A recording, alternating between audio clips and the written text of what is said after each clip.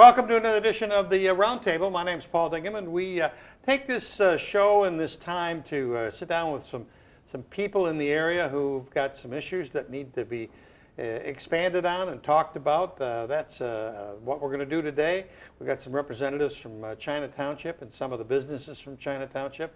Talk about an issue that's been in the headlines for numbers of months, and that is St. Clair Highway and a bridge. Let's welcome to the roundtable set Dan Turk, the clerk of China Township, and one of the trustees, John Golan. Welcome to the focus set. And you brought along world-famous John Pavlik from Adair Salvage. Nice to see you, gentlemen. Glad to be here. Talk to me, Dan, about what's been going on. China Township has been in the headlines because of a bridge. Yeah, recently, the past July, we got word from the state that funds were appropriated for $2.7 million for the reconstruction of that bridge.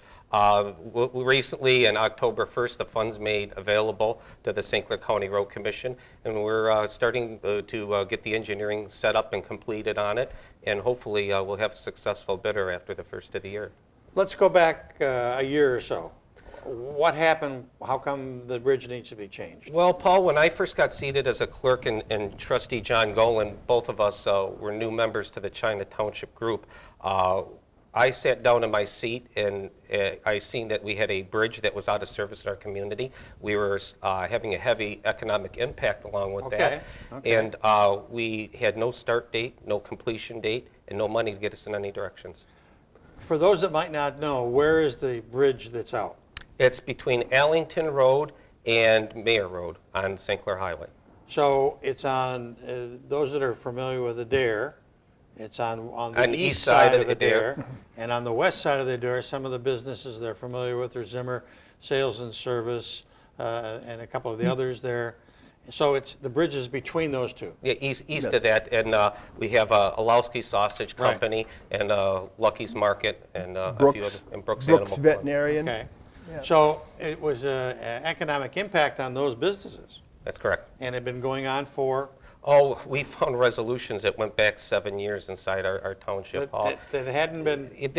The problem resided, Paul, in they kept applying for federal funds, state funds, and using local dollars. So they were trying. They were trying, but the problem is once you touch the federal funds on the old 80-20 match program for our gas taxes, 19 cents a gallon was going to the state, 18.4 was going to the federal government. We could touch that 18.4 on the 80-20 match system, but once we did touch that federal money, it had to go through the Scotts program or the Regional Bridge Council, in this case the Regional Bridge Council, and they pick and choose priority. We were never going to get a priority on a secondary road. When me and John first started talking about using federal funds, they basically laughed at us. The big comment was, why are we interested in spending $3 million on one bridge on a secondary road when we can spend $1 million on three primary road bridges? So it became a very tough sell. But there's a lot of traffic on that going back and forth between Richmond, let alone the business, but just the traffic going back and forth. Right. John, what's your thoughts? Yeah, because like I said, we talked to all these guys.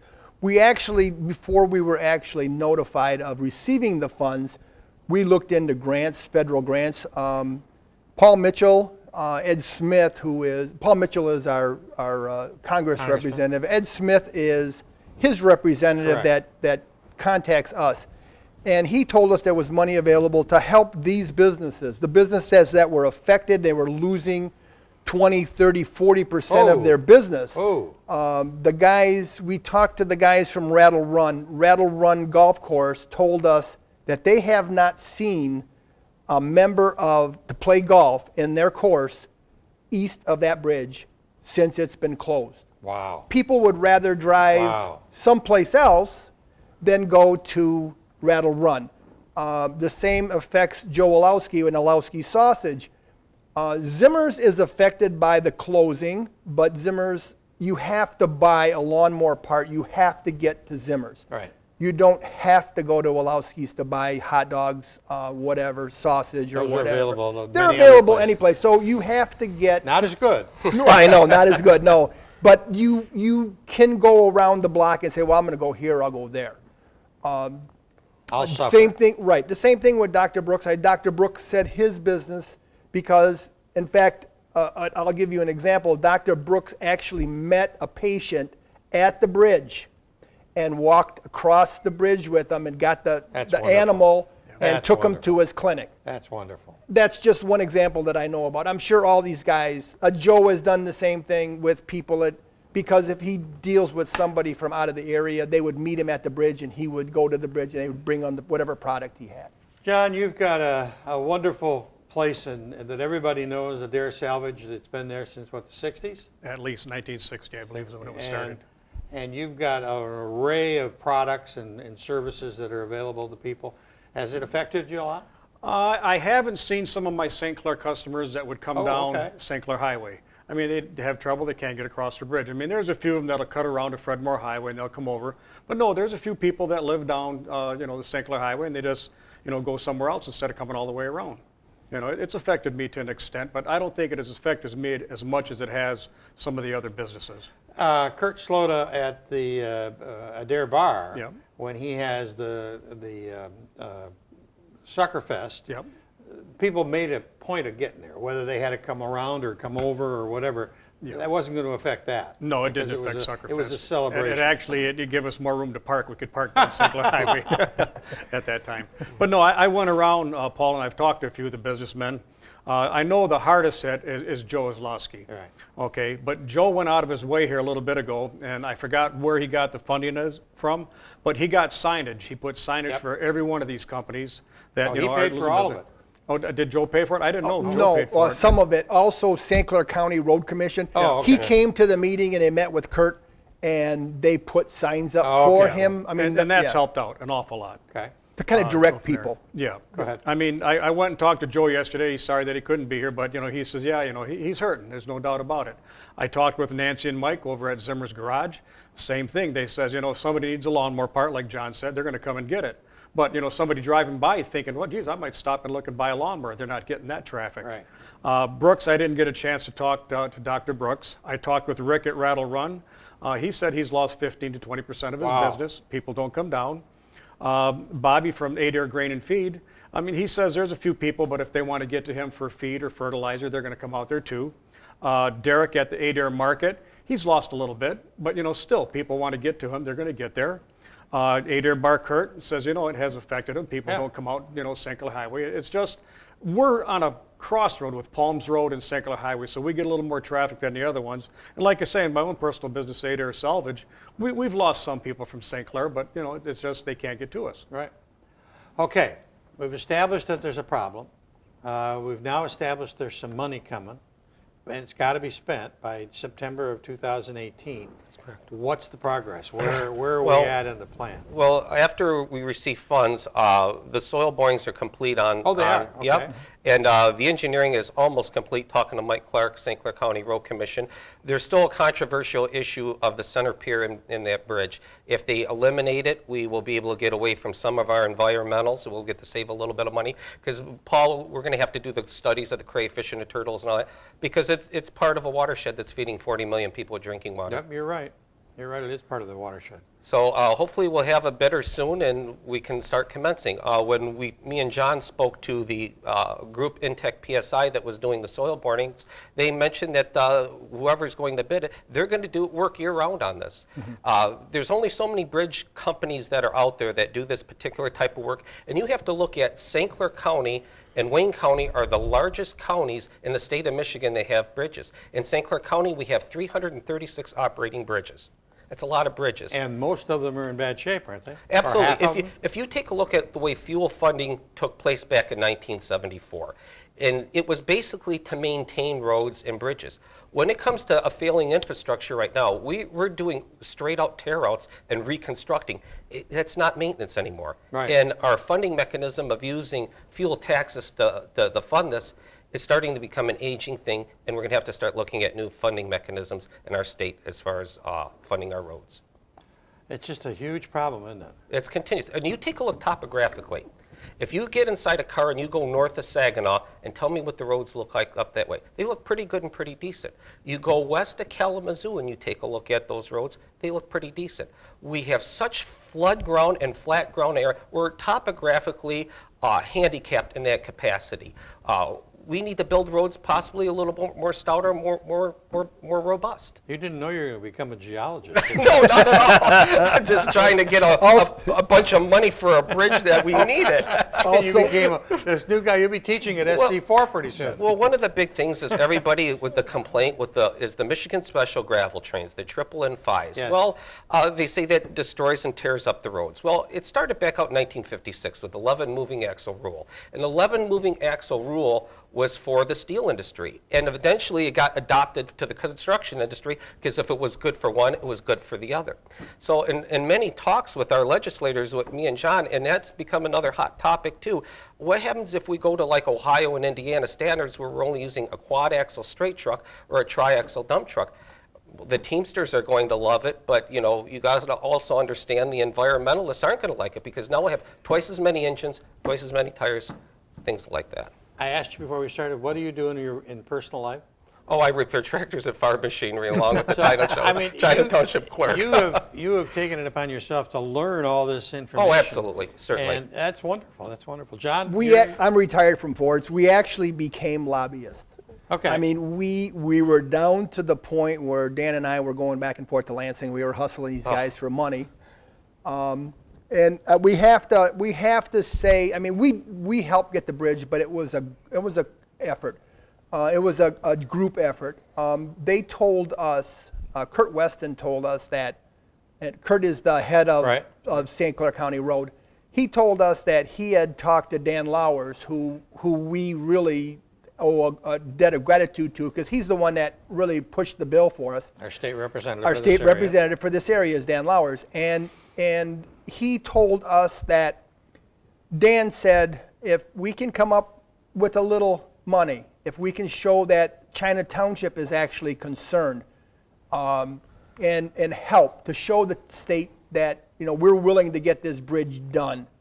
Well, we ponied up, or we came up with $200,000. The township board came up with $200,000. Wonderful. To show the state that yes, that we are concerned about the people, we are concerned about everyone, you know, the whole township in whole, and we have to do something with this bridge. Right.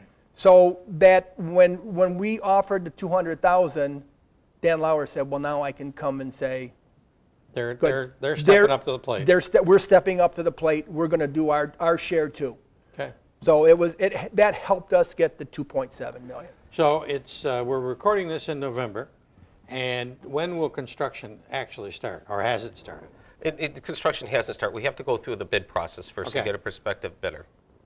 But also, with John's story there, back in February last year, that's when me and John decided that we're going to have to find state money to do this. Because once again, like I said before, we were just kicking the can down the road. We were never going to get the priority that we needed for this.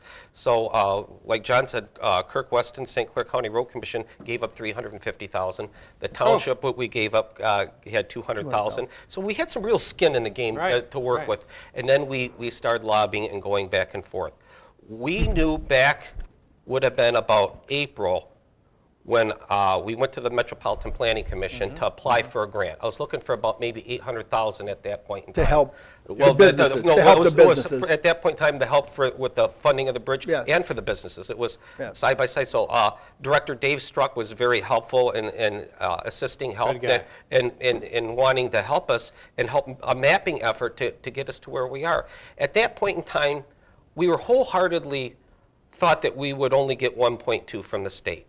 And when I went with Dan Lowers and Senator Phil Pavlov to assist Dan Lowers in the pickle tournament at 4th of July, it was there that we knew that, me and John both knew and everybody knew, we had a very good deal on the table for the governor to sign. Because this was going to have to be an agreement. They weren't just going to give us a check. There would have to have been an effort on everyone's part. Everyone's part. And it was then when Phil says we put in for the whole 2.7. So that was a huge, huge thing. And it came later that month. It was, I believe, July 20th. I got a tweet from Senator Pavlov because his retirement reform bill finally got signed by the governor. I congratulated him. He goes, by the way, your stuff is tomorrow. I was like, oh, boy. Oh, boy. That night, Paul, I could not sleep a wink because the chips were down. I mean, everything that we've worked for All the trips to Lansing, we had a community dependent on it, we had business dependent on it, emergency services of going around a bridge to getting to people. Everything was dependent on it. I believe at one point in time I texted John at like 1 o'clock in the morning, and he couldn't sleep either. Yeah. So the very next day, here I'm working in my shop to myself, and I just can't hold a thought in my head. So I finally text Dan about 11 o'clock, and I didn't hear anything back. And he finally texts me back at 1 o'clock, signed. So it was a tremendous, wonderful thing, a load lifted off everyone's back. The governor seen it our way, which I was grateful, and all of us were grateful for, because that day the governor was slashing a lot of things. Yeah. And he's seen that. He looked at it. He knew what it was about because it was in the Lansing Journal, that our story previous was on the Times Herald and got picked up on the AP Press Wire, and he knew what it was about in our struggle. Amazing. John, any final thoughts here about what these guys have done and what the future is? That was my words. I know that John and Dan have really went out of their way. They've stepped above and beyond to help out the township that they both live in, and to help all the businesses. I would just like to thank you personally for what you guys have done. We're always there for you. Yep, thank you very much. Well, that's what it takes. Is the longer I'm in this, it is just astounding to me that it takes 1 or 2 people and they can get things done. It was amazing to see how many other agencies were trying to pull together for us. As soon as we got the snowball rolling, everybody came out of the woodwork, and even you folks, to offer some focus on these businesses that are struggling. And everybody in TV land, I hope they're able to go and patronize these businesses, and let's give them a record year. I said John would like that. I would love that. Yes, all the businesses would. That's right, all of us. Thank you. Dan, any final thoughts? Well, it was announced that I did throw my hat in the ring to run for the State House of Representatives in the 81st District next year. Yep. Mr. Lowers is terming out. Good track record. On the trail, me and John have made tremendous good friends, and we know how funding works. You guys in the city of St. Clair are going to require the identical scenario for the other end of the connector going into St. Clair. Yeah. I've already talked to the city manager, Mike Booth, in the city of St. Clair, and me and John have shared the emails, and we're well aware what took place on that road, and it's on a slip plane. Removing the trees surely didn't help, but I'm here to tell you, Mike Booth is trying to get this done, but you guys are fighting the same identical problem that we were, that this is a secondary road. And the city of St. Clair can only afford 2 roads a year, and it's got to go through the Scots program because they're using that federal money, and it's just never going to see that focus, and it's going to need to be done. Well, we support your thoughts and help for the city of St. Clair, as well as what else you're doing in the township, and we salute you for that. Well, it takes people like you to volunteer to get things done. John, any final words here, buddy? One quick one. We want to thank Dan Casey. Dan Casey from the St. Clair EDA. He's the guy that we went to see if he could give us any help on the bridge, and he's the guy that connected us to you. You stepped up for the businesses, just so we can get their name out, saying, yeah, these people, please give these guys a break. Give them, make that little extra trip to get to them.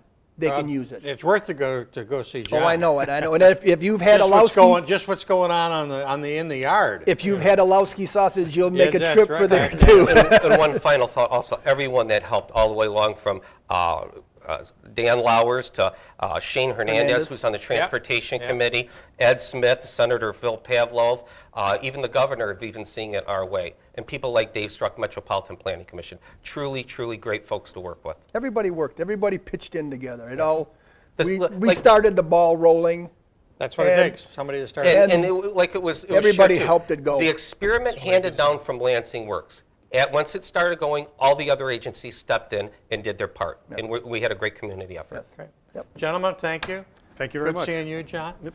That's about it for this edition of the Roundtable. Thanks very much for tuning in. Till next time, I'm Paul Dingeman. See you soon.